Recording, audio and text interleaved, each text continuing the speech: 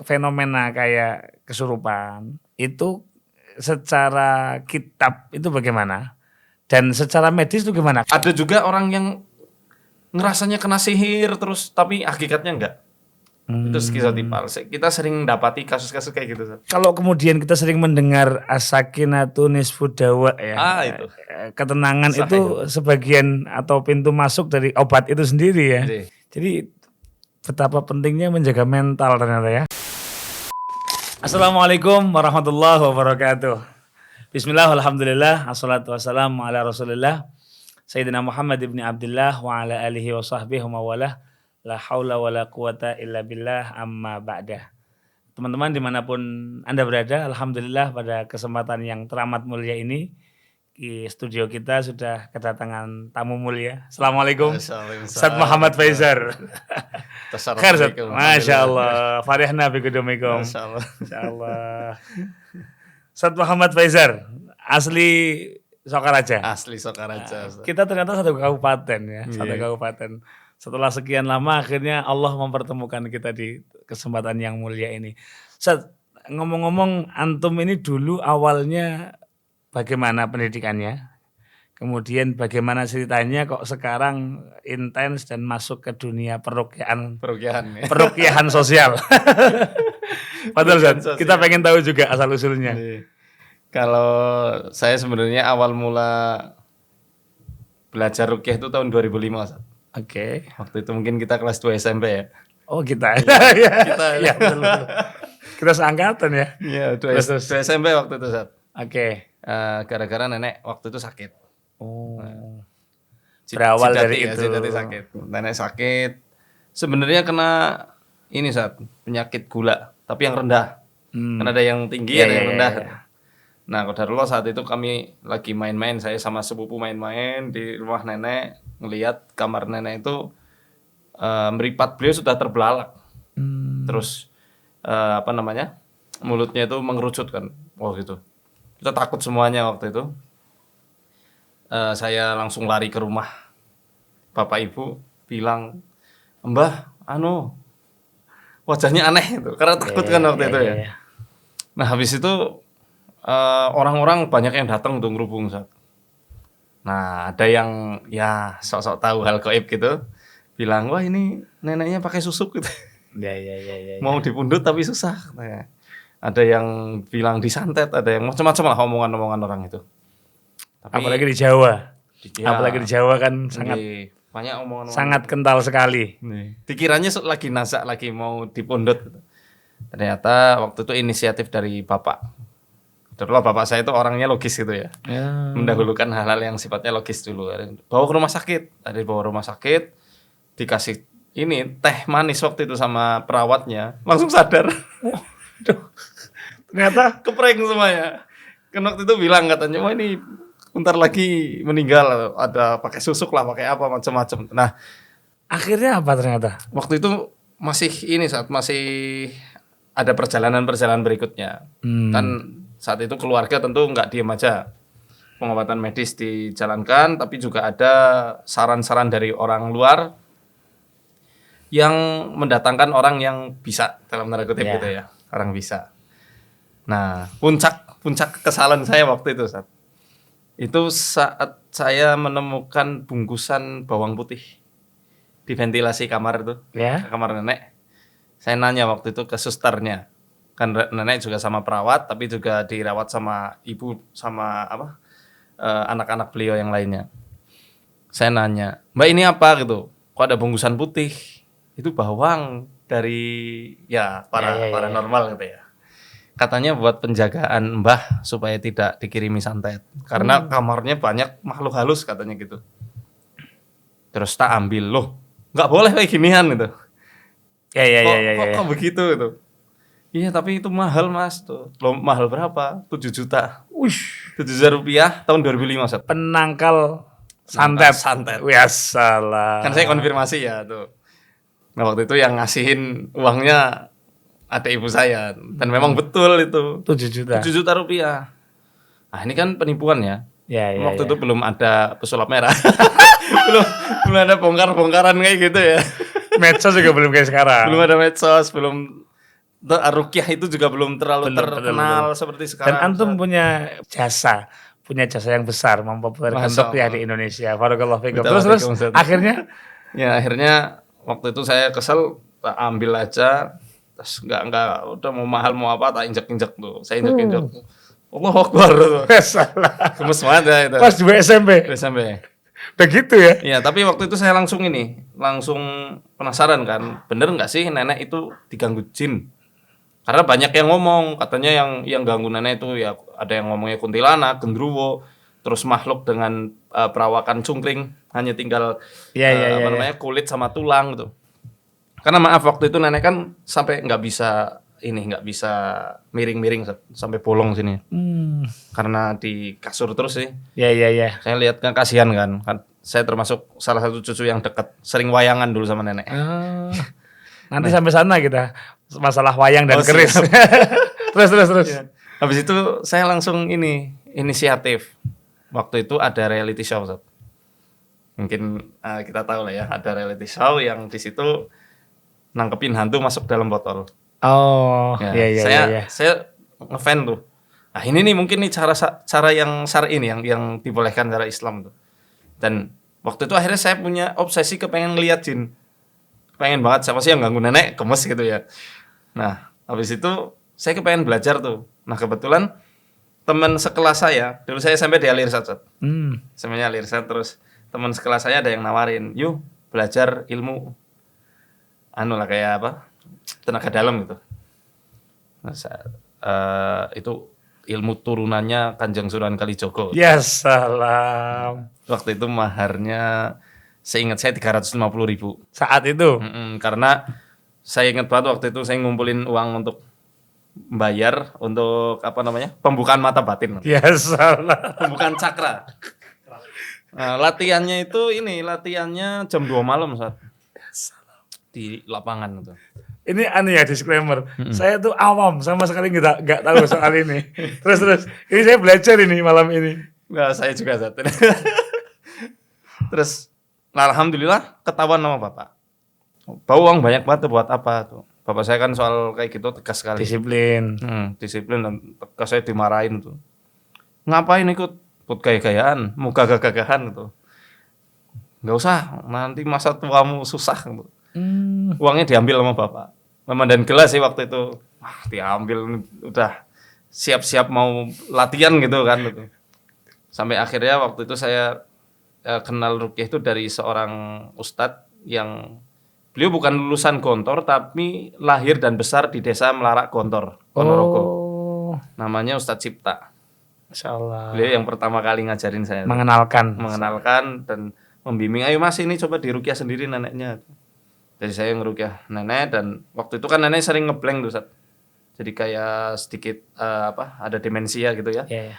Terus alhamdulillah karena mungkin bahagia atau gimana ya secara psikologis ngelihat cucunya ngajiin itu, ada kebahagiaan sendiri sehingga kondisinya makin membaik dan termotivasi untuk sembuh.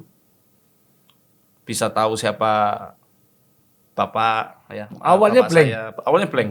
Nggak bisa jawab, nggak bisa ini. Betul. Dan muncul waham, delusi, Ustaz.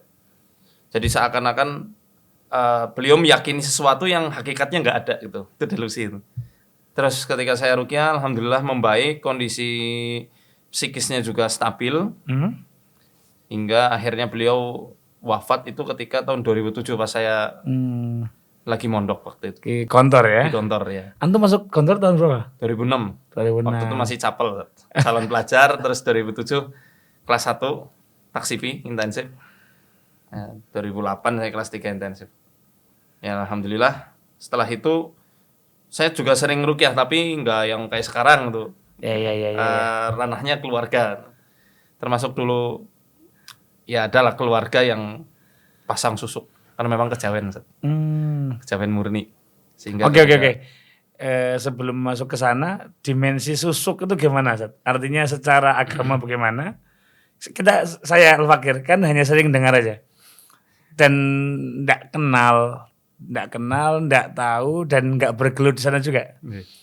Kita kepengen tahu, Ustaz, secara syariah itu bagaimana, secara medis itu gimana susuk itu sebetulnya? Susuk ya, kalau susuk KB tentu mubah. Ya. Susuk KB ya. Tapi kalau, Apalagi susuk kembalian. iya susuk kembalian. Ini susuknya itu. Terus. Waktu itu keluarga saya memang pakai itu, dan dulunya ya apa namanya ya qadarullah, tata cara ibadahnya saya lihat waktu memang agak lain ya.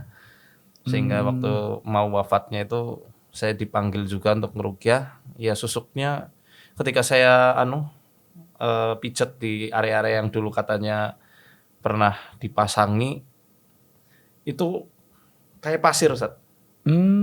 Kayak pasir itu. Wallahu alam ya, tapi yang jelas itu bukan guluh. Bukan daki ya, bukan daki, bukan. Jadi itu pasir, betul-betul pasir. Nah, ketika habis diruqyah, enggak lama setelah itu beliau wafat. Nah, jadi sering saya ngeruqyah itu orang-orang yang lagi sakit parah gitu. Ya. Kemudian ya awal mulanya seperti itu. Terus di Gontor tahun 2010 waktu saya kelas 6 itu dikader sama ustadz saya dari Sidoarjo, namanya Ustadz Lutfi Andriansa. Ada 5 orang dari angkatan saya. Jadi memang Ustadz ini membaca passionnya antum di sana gitu ya? Gara-garanya ini Ustadz, gara-garanya saya ngeruqyah orang lagi kesurupan. Terus ngelihat, loh kamu bisa ngeruqyah? Ya pernah belajar Ustadz. Ayo kamu jadi tim saya. Dan beliau itu pengasuhan santri yang fokus di bidang Tibun Nabawi. Memperjuangkan itu di Gontor saat itu. Iya.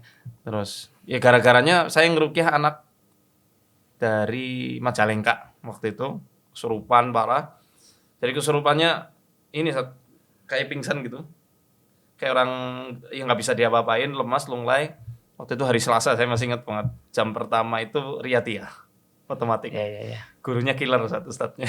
Jadi saya bodo amat waktu itu lagi nenteng nganduk, lagi tobur itu, lagi antri gitu ya. Ini ngapain sih disiram-siram gitu. Saya nanya ke mudabirnya, kenapa akhi kok disirami? Ini mashur katanya. Ya salam, disihir. Jadi dia bilang itu mashur. Oh ya udah, terusin aja itu. Saya waktu itu cuek Ustaz. Sampai akhirnya sama teman saya orang Cilongok, beliau ketua takmir waktu itu. Saya bagian OPPM-nya kan takmir masjid. Wah ditolong, kasihan, dosa loh ente nggak mau nolong gitu. Udah, yuk bawa ke kantor. Nah, di kantor pas diruqyah sampai dipegangi 5 orang Ustaz. Dan yang megangi besar-besar semua badannya. Dan itu kewalahan. Masya Allah. Habis itu makanya Ustadz Lutfi dipanggil, terus habis itu mau nggak belajar ruqyah lebih dalam. Nah dari situlah dibentuk 5 orang. Dan setelah kami lulus, saya bikin komunitas namanya Arsada. Yaitu? Anak Ruqyah Syariah Darussalam Gontor. Ya salam. Arsada. Awalnya Arsada Asyifa. Terus sekarang jadi yayasan namanya Arsada Yadaka. Awal mula banget tuh dari situ. Sampai hari ini, Masya Allah. Jazakumullah khair sudah mengenalkan Tibun Nabawi secara umum dan spesifik soal meruqyah ini. Nah, setelah itu kan antum ke Azhar ya. Di Azhar berapa tahun? Berarti 4 tahun. 4 tahun. Nah, setelah mengalami perjalanan panjang ini, kemudian kan antum juga belajar itu Tibun Nabawi, spesifiknya ke ruqyah dan sebagainya. Dan antum belajar kitab dan sebagainya. Nah, sebetulnya Ustaz, fenomena kayak kesurupan, fenomena kayak tadi susuk, itu secara kitab itu bagaimana? Dan secara medis itu gimana? Karena gini Ustaz, apalagi zaman sekarang kan orang banyak yang sok kritis dan sebagainya. Nggak percaya dengan kesurupan, nggak percaya dengan jin bahkan. Apalagi karomah. Ya itu dia. Tambah jauh kan? Itu sebenarnya gimana Ustaz? Soal kesurupan sendiri. Ya, kesurupan dulu. Ini harusnya saya belajar sama antum. Enggak. Bintang tamu harus ngasih ilmu ya. Sebenarnya kalau tentang kesurupan sendiri itu terbagi jadi beberapa jenis kan. Tifatul Bari Ustaz ya. Tifatul Bari Ibnu Hajar Al-Asqalani kan mengatakan kesurupan bisa terjadi karena uap yang ngendap di di otak. Kemudian bisa terjadi juga karena entitas lain yaitu jin. Nah, berarti ada medis dan non medis gitu artinya. Iya, ada yang secara medis, ada non medis. Namun saya lagi meneliti Ustaz. Karena kebetulan penelitian saya juga tentang ini soal kesurupan ini. Rata-rata orang yang kami tangani itu saat kesurupannya nggak selesai-selesai, Ya. sampai puluhan tahun, belasan tahun, itu pasti nggak lepas dari yang namanya masalah psikis. Jadi masalah psikis itu kan ada ya paling nggak 2 payung besar lah, psikosis sama neurosis. Yaitu Kalau psikosis itu atau psikotik ya, penyakit jiwa yang sudah menimbulkan halusinasi dan delusi. Halusinasi ini tentang ini Ustaz, misal ada orang yang lihat sesuatu tapi hakikatnya nggak nyata. Ya, halusinasi visual ada. itu ada irisannya dengan anxiety yang sekarang lagi Anxiety, marak. ya betul. Artinya itu dari situ. Irisannya. Betul. Tapi anxiety nggak masuk ke psikosis ya. Bisa. Artinya mungkin mukodimahnya atau pintu masuknya ya. Dari itu, apa enggak? Kalau anxiety justru malah mukodimahnya Ustaz. Berarti mukodimah untuk masuk ke psikosis. Artinya memang ini penting juga karena orang hari ini banyak yang was-was, takut entah kenapa, kecemasan yang nggak tahu sebabnya. Ini sebenarnya pintu masuk Kecemasan berlebih. Ini ada irisannya. Oke, terus habis itu psikosis. Kecemasan kalau psikosis itu nanti bisa karena Yaitu skizofrenia, dia nggak menyadari realita kehidupannya. Jadi kayak nun sebenarnya orang junun lah. Ya majnun gitu ya. Terus, ODGJ. Tapi skizo kan nanti ada beberapa level. Kalau yang ada juga orang kena skizotipal namanya Ustaz. Yaitu skizotipal, orang yang kena gangguan seakan-akan dia itu berhubungan sama hal gaib. Oh. Iya. Bahasa kerennya agak-agak halu gitu jadinya. Halu. Nah, ini yang kadang-kadang ngaku jadi nabi. Ngaku dapat karomah tertentu gitu ya. Cuma karomah-karomahan itu, bukan karomah yang betulan saat itu. Itu skizotipal namanya. Ada juga orang yang ngerasanya kena sihir terus tapi hakikatnya enggak. Itu skizotipal. Kita sering dapati kasus-kasus kayak gitu. Ada yang neurosis. Kalau neurosis cuma yang kedua ini, yang neurosis yaitu ya yang misal dia kena ini PTSD namanya, post traumatic stress disorder. Dia punya trauma di masa lalu. Maaf, mungkin pernah dibully, dilecehkan gitu. Oh, itu bisa berakibat sampai ke kesurupan juga berarti ya? Iya, karena ada istilahnya alter ego ya. Ini istilahnya bikin pusing semua ini. Alter tuh ini istilahnya ego dia yang kepecah karena dia nggak mendapatkan apa yang diinginkan gitu. Jadi kadang ada orang yang punya kepribadian banyak, di satu sisi dia kepengen diapresiasi di keluarganya tapi nggak pernah dapat. Akhirnya dia melakukan itu, mencari itu di kehidupan yang lain, di kesadaran dia yang lain. Iya. Sehingga kadang-kadang ada misalnya gini, dia anak potensinya jadi misalnya? Passionnya seni misal. Seni, ya. Tapi dikekang tuh nggak boleh. Harus sains. Harus, sains atau misal harus nyantren gitu ya misalnya. Walaupun di pesantren juga ada yang mewadahi itu kan.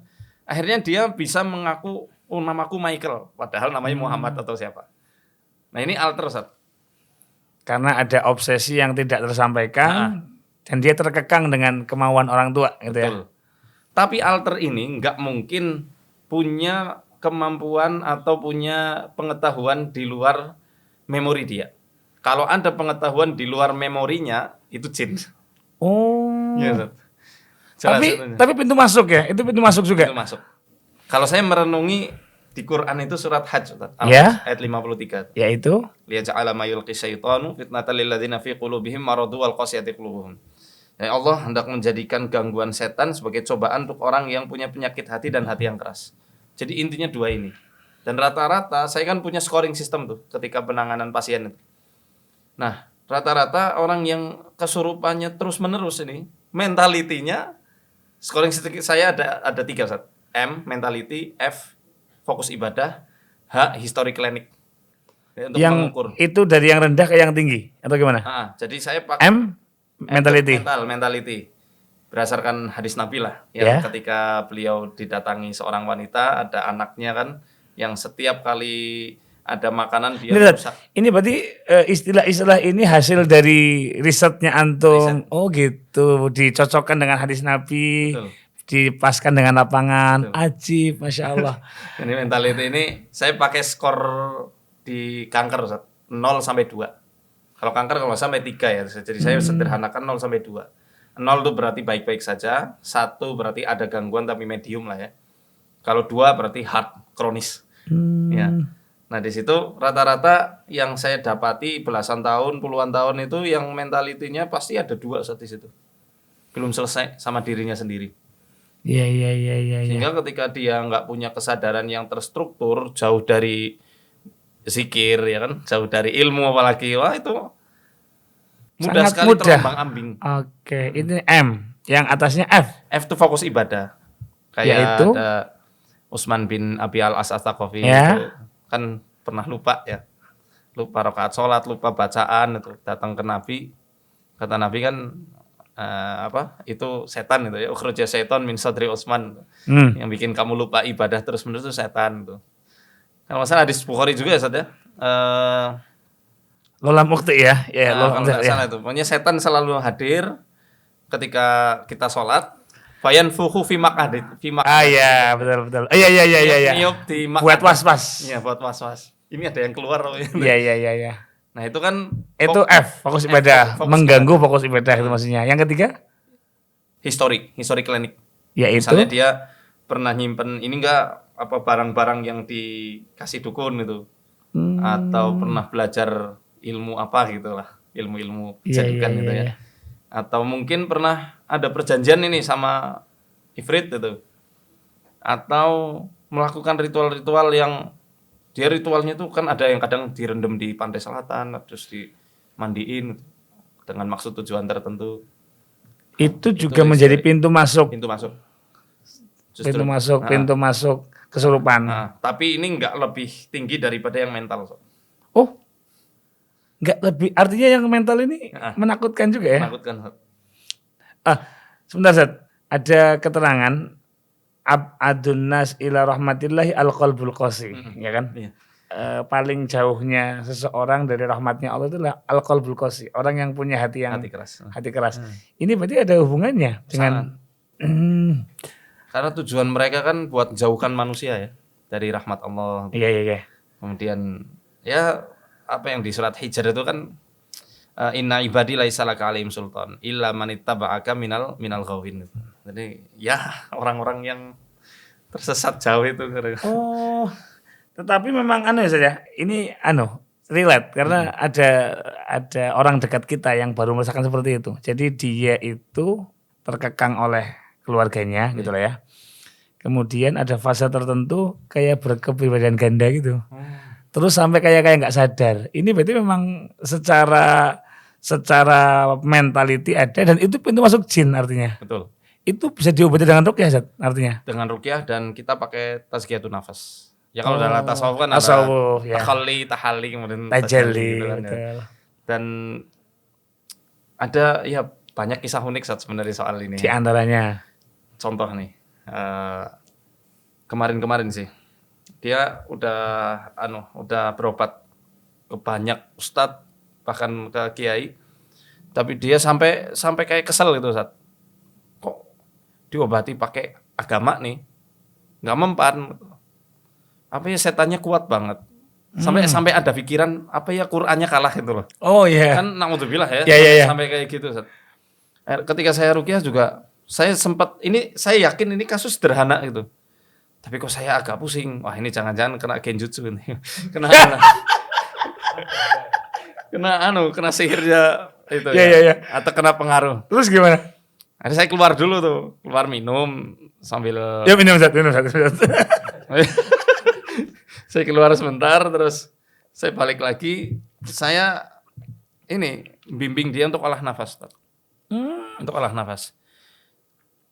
Saya nanya nih, Mas punya punya trauma? Nggak ada, kecewa? Nggak ada semuanya. Wah apa ya? Nah, akhirnya pas saya pakai terapi olah nafas itu selesai, saya coba lagi ruqyah, nggak reaksi, udah sembuh tuh. Karena ternyata ketika dia mendengarkan Quran kemudian reaksi, itu kayak jadi sugesti gitu, anchor namanya Ustaz. Di alam bawah sadar dia, kalau baca Quran berarti kesurupan. Nah ini kan keliru, ada kekeliruan di situ. Jadi kalau saya tuh punya konsep ular kawin. Ya itu? Kayak ular kawin kan kayak gini ya, Ya. saling membelit. Nah kalau kita mudahnya ya kita ambil salah satunya ya kita pisahkan kesadaran manusia dengan jin. Nah untuk memanipulasi itu caranya diantaranya dengan memanipulasi nafas. Dengan merendahkan, dengan hitungan 5 detik, 5 detik. Semua pakai hidung. Kemudian bisa juga menggunakan es batu. Karena dia bisa menstabilkan kadar mitokondria.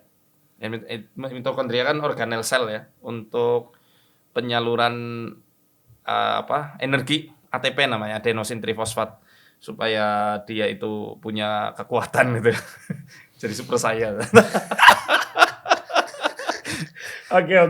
Biar jin itu nggak terus-menerus ganggu dia dan dengan kelemahan-kelemahan itu. Nah, baru setelah itu dia mengatakan, ya saat saya memang orangnya ambisius. Wah, tadi nggak ngaku kan? Tadi nggak ngaku.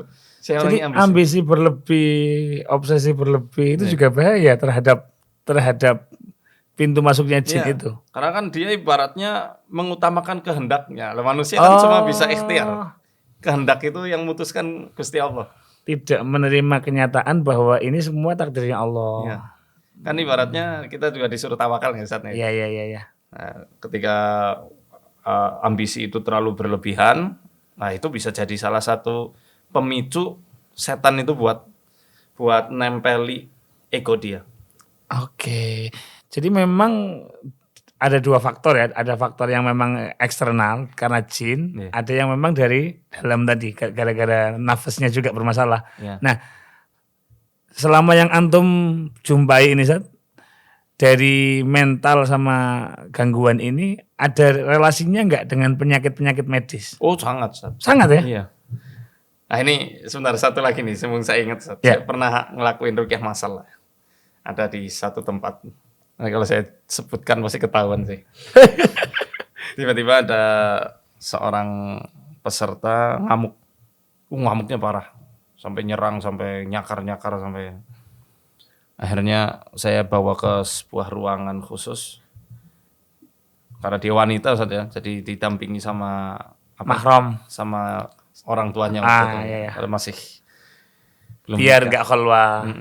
Saya dampingi sama teman saya tuh yang hadir di sini juga. Saya ngerti, wah ini kok gangguannya stagnan di sini. Jadi ciri-ciri orang yang ada masalah di gangguan psikisnya saat ketika di rukyah itu nangisnya tuh stabil loh. Gitu terus ya. Gitu terus. Jadi baca tangisan ada ilmunya Zat, ya? Ada ilmunya. Oke. Terus kesadarannya tenggelam banget. Benar-benar kosong gitu. Kosong. Habis itu saya nggak bacain Quran dulu, saya berhentikan. Saya lihat ini masalahnya ada di dirinya. Saya tinggal saya panggil namanya. Terus, yuk curhat gitu. Oh ternyata masih belum mau. Bapak ibunya masih nunggui. Berarti masalahnya dia punya masalah sama bapak ibunya. Kemungkinan besar waktu itu ya, asumsi saya. Akhirnya saya suruh keluar sebentar orang tuanya. Baru habis bapak ibunya keluar, baru dia mau cerita. Saya ini bla bla bla bla. Banyak sekali dikekang ini itu. Terus sering lihat bapak ibunya cekcok. Wah. Nah disitulah akhirnya masalahnya saya kerucutkan bahwa dia itu harus diperbaiki di mentalnya dulu. Jadi mental health itu bukan omong kosong ya? Bukan omong kosong. Kalau kita kembalikan ke kitabnya Imam Ghazali di Kimia Usahadah yang paling ringan ya. Itu kan beliau di awal-awal bilang ada 4 sifat manusia ya. Bahimiyah, Sibaiyah, setan sama malaikat gitu kan. Itu nyambung banget Ustaz. Di konsep psikologi ini ada yang namanya human brain. Itu neokortex di otak besarnya. Kemudian ada mamalia. Otak mamalia itu sistem limbik. Di situ ada amigdala, hipotalamus, talamus. Bahimiyahnya tuh, bahimiyahnya. Ini bahimiyah. Sibaiyah itu batang otak, Ustaz. Siba itu yang predator ya. Ambisius, pemalas. Predator tuh pemalas, Ustaz. Gitu Dan ya. suka mencuri. Koruptor tuh predator pasti. Kesadarannya jadi hawi. Terus yang ketiga?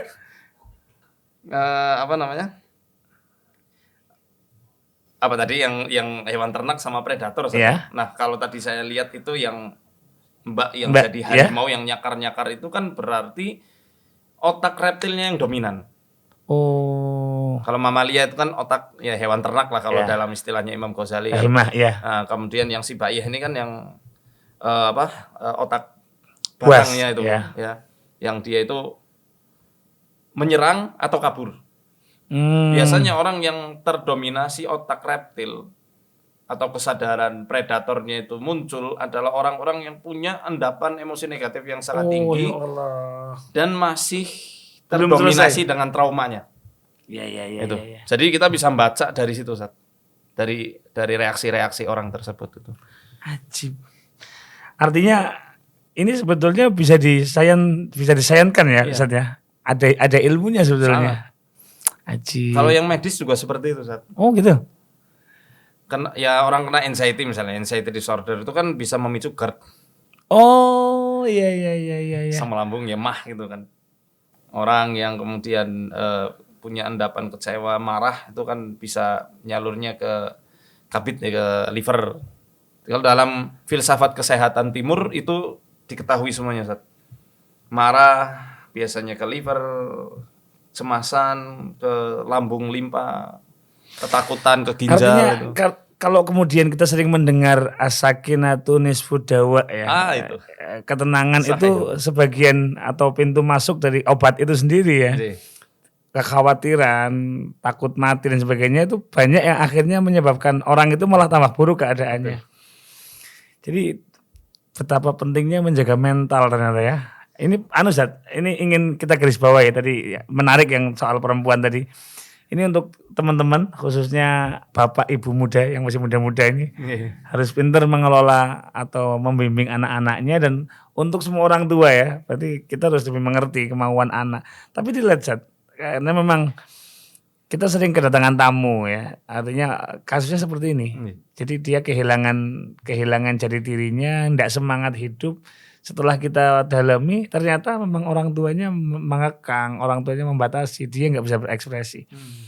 Nah, di samping penyakit-penyakit tadi kayak penyakit mental, biasanya ke medisnya apa sih yang dominan? Penyakit medisnya?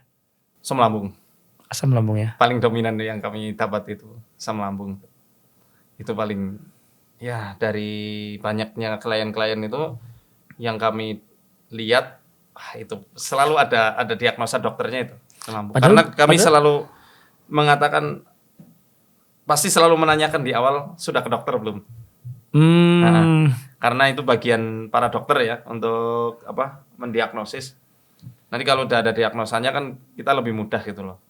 Artinya saja kan ada anggapan nih penyakit diruqyah atau dilihat secara kacamatanya antum ini tidak masuk akal, padahal sangat masuk akal sebetulnya. Sangat masuk.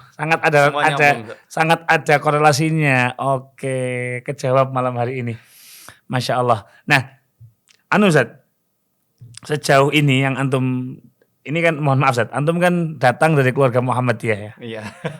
Antum kultur Muhammadiyah, saya kultur NU. Jadi Muhammadinu. Muhammadiyyin. Oke. Nah, di organisasinya antum sendiri memandang ilmu ini bagaimana, Zat?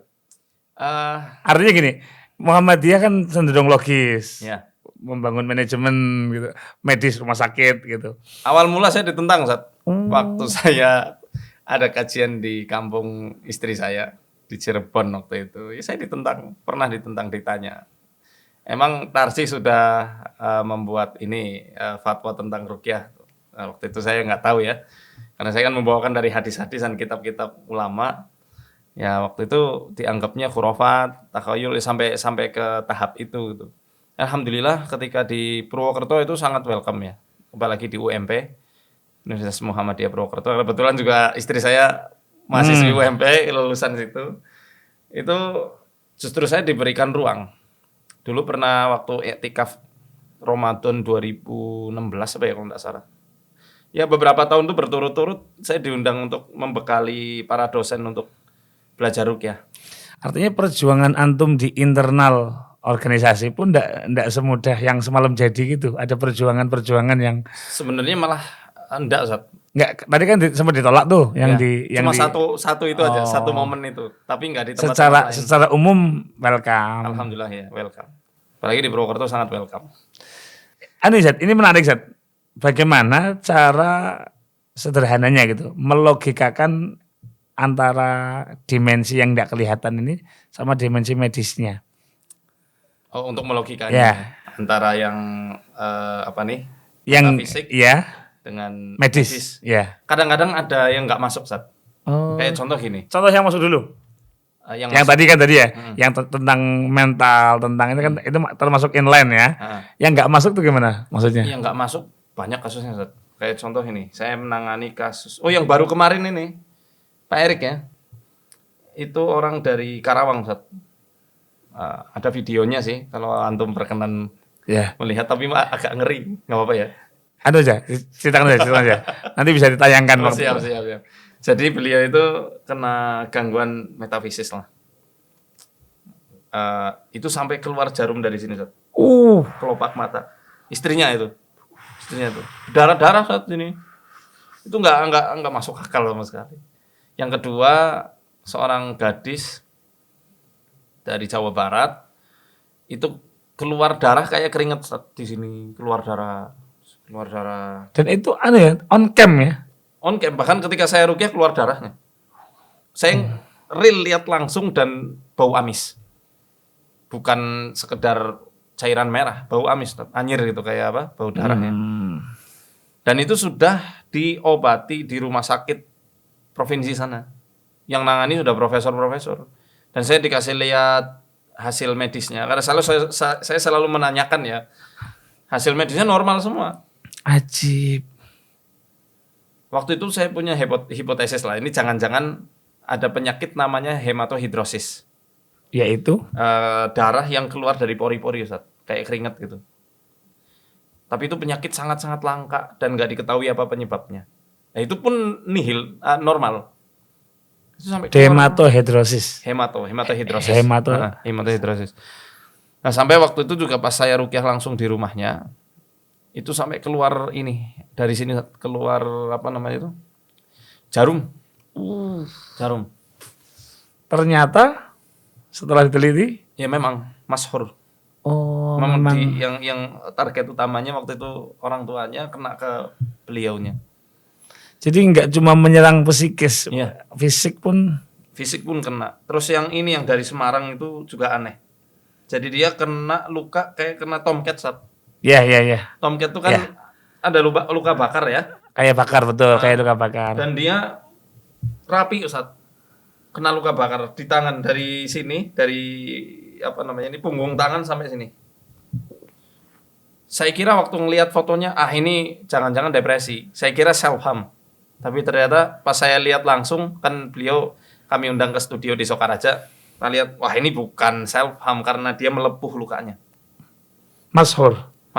Disihir juga ya? Ya itu lagi-lagi mau ke orang tuanya dia kena.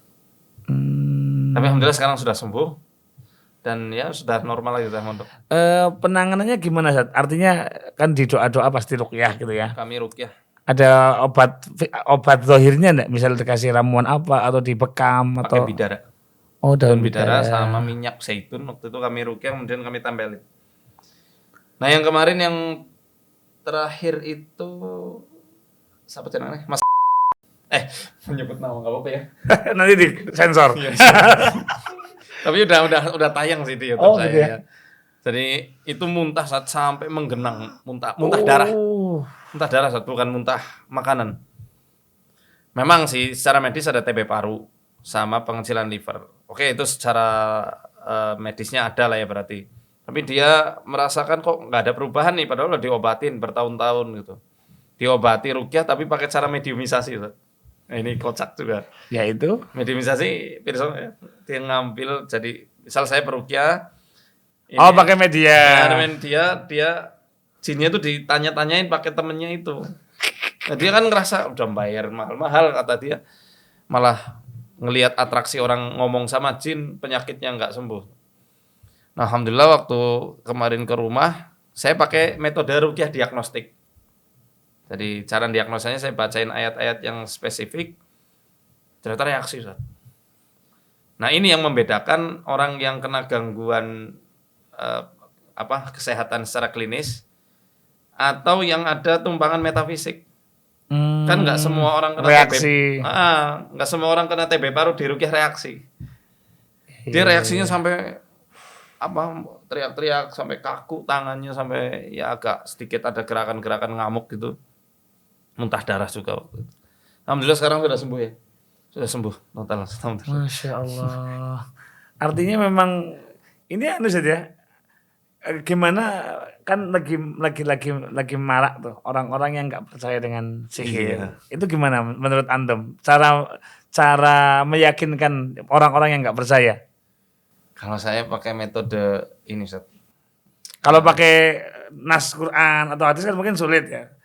Paling memang muskit itu kan tajribah ya. Ada riset, ada studi kasus gitu.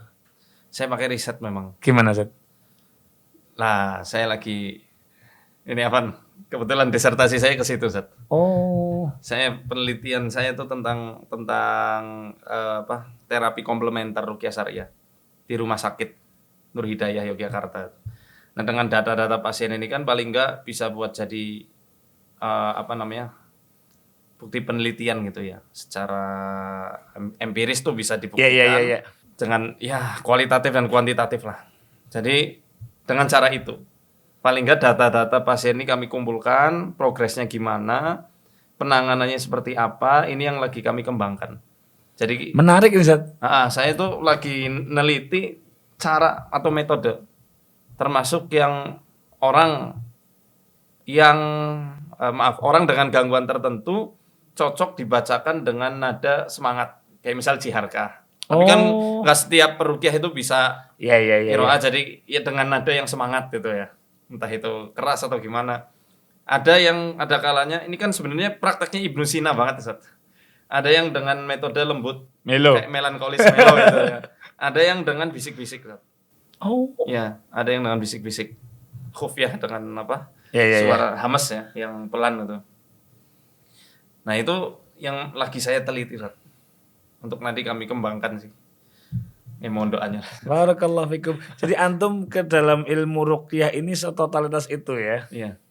Masya Allah. Karena memang kayaknya saya dilahirkan untuk jadi tukang ruqyah.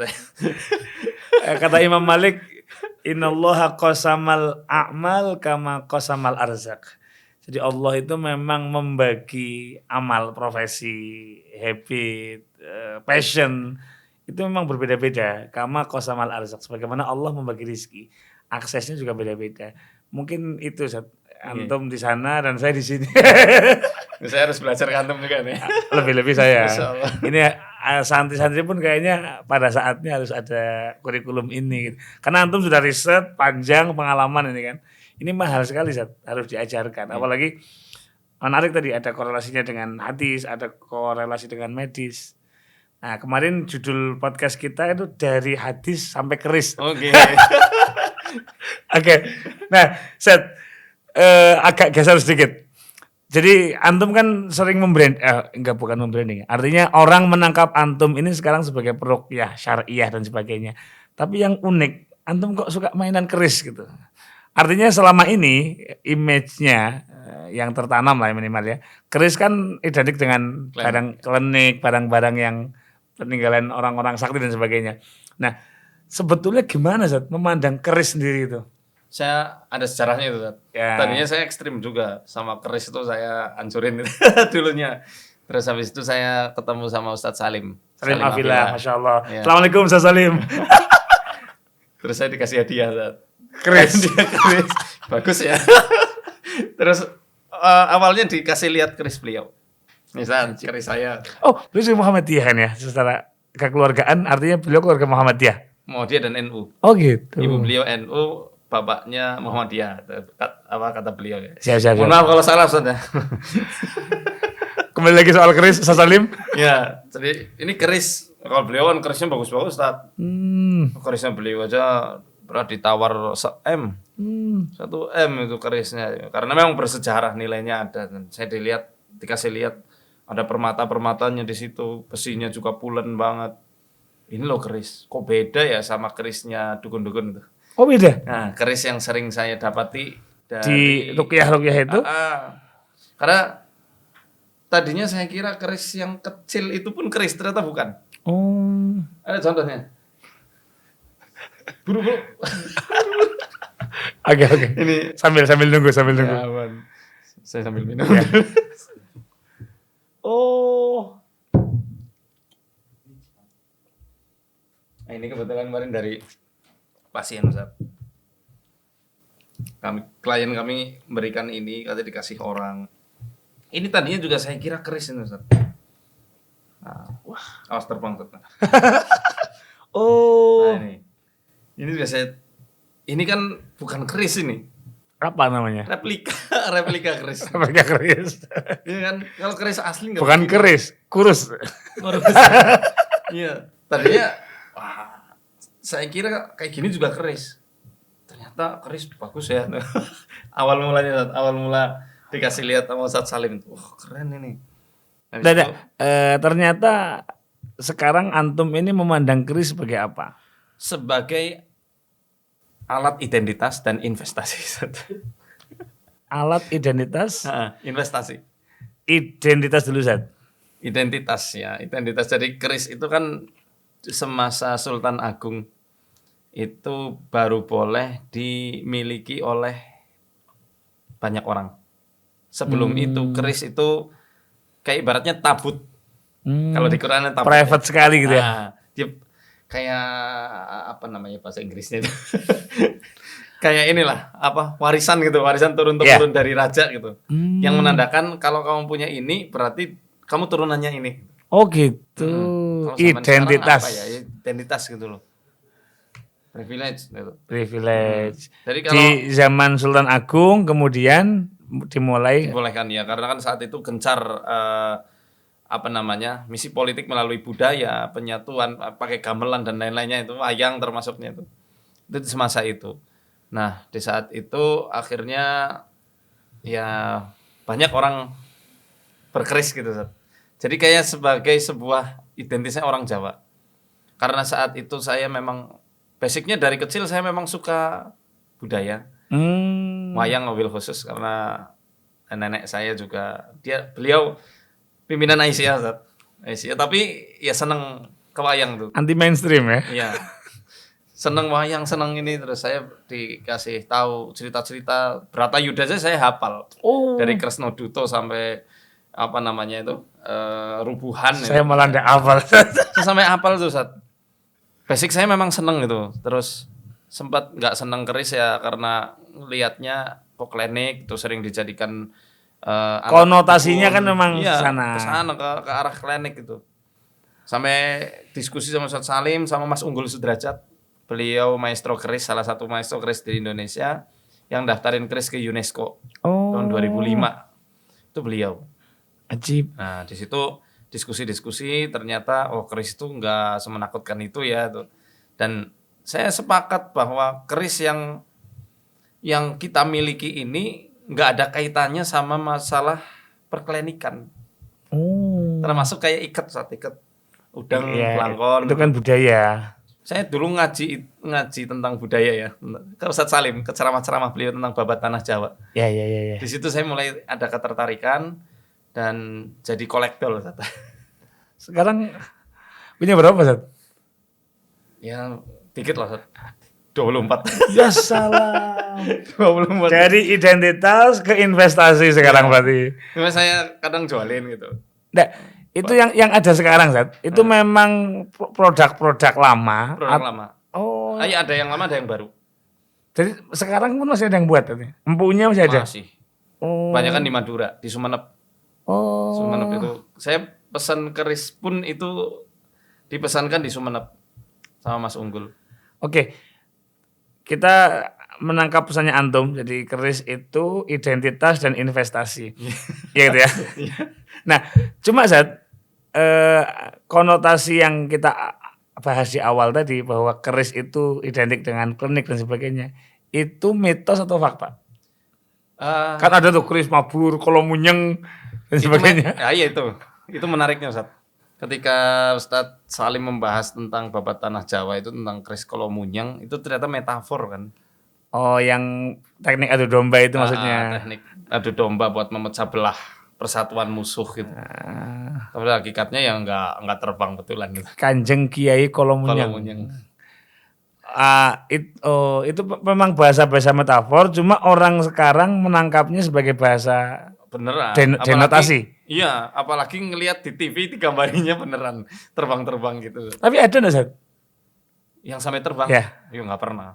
Saya dulu sempat menghilangkan pikiran saya yang keris itu ngeri. Caranya saya tidur sama keris itu. Ya salah. Saya ngetes. Nah, bener nggak sih ada kodamnya? Coba. Masuk nih ke mimpi. Cek kodam. Cek kodamnya ngeloni keris dulu. Pertamanya ternyata aman, nggak ada apa-apa. Oh berarti ya aman-aman aja di situ. Terus saya mengedukasi masyarakat, Ustaz, bahwa keris itu tidak semenakutkan Ya. itu. Nah, ini mohon maaf dengan segala hormat. Ada kelompok sebelah yang agak-agak terlalu kencang ya.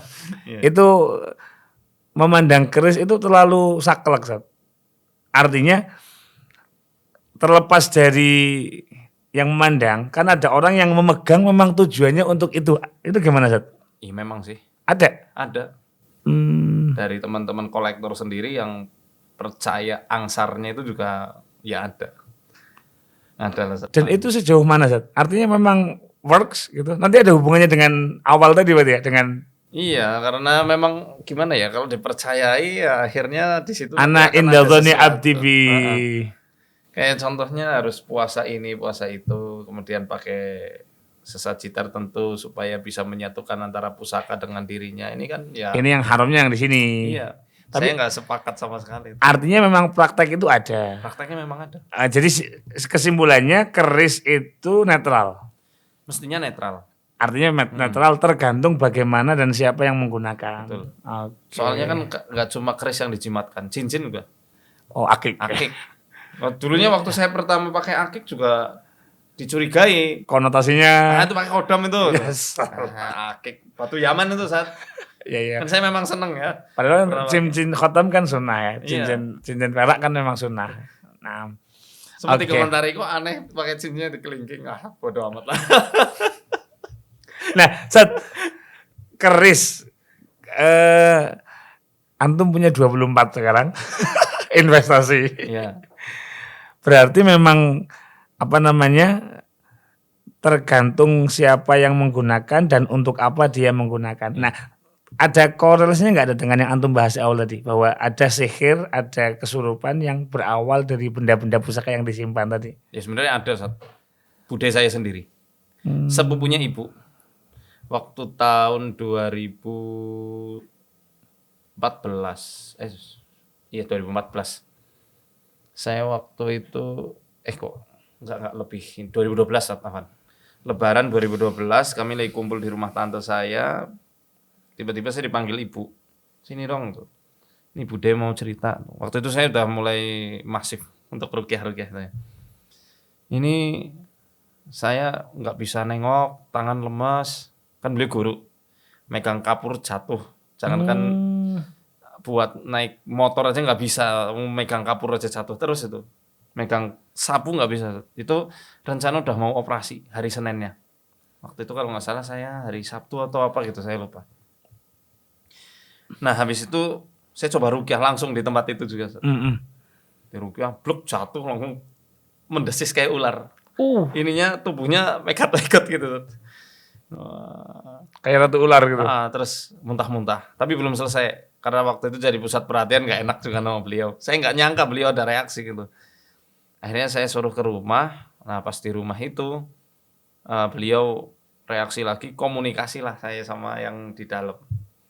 Sebenarnya saya gak terlalu suka ya komunikasi sama mereka karena lumayan fast. Manfaatnya kurang lah untuk komunikasi. Kemudian ya singkat cerita ternyata beliau dititipi pusaka. Nyambung. Dititipi, pas itu langsung diambil sama Pak Dek, sama suami beliau, langsung dihancurkan itu sama beliau sendiri. Nah saya lihat waktu itu pusakanya itu ternyata kuningan, Ustaz. sama sekali bukan keris berarti. Bukan keris yang art itu ya. Bukan yang standar. Apalagi yang Ustadz Salim bukan. Kuningan yang memang biasa dijadikan kayak jimatan gitu. Nah, habis itu dihancurin sama Pak De saya, sembuh. Gak operasi. Sembuh total saat. Sampai sekarang alhamdulillah sehat walafiat beliau. Ini itu kalau dilanjutkan panjang sekali, Zat. Ala kulli hal, terima kasih, Zat. Al-Fakir merasa orang yang nggak tahu apa-apa malam hari ini. Kapan-kapan perlu belajar ke antum, Zat. Masya Allah.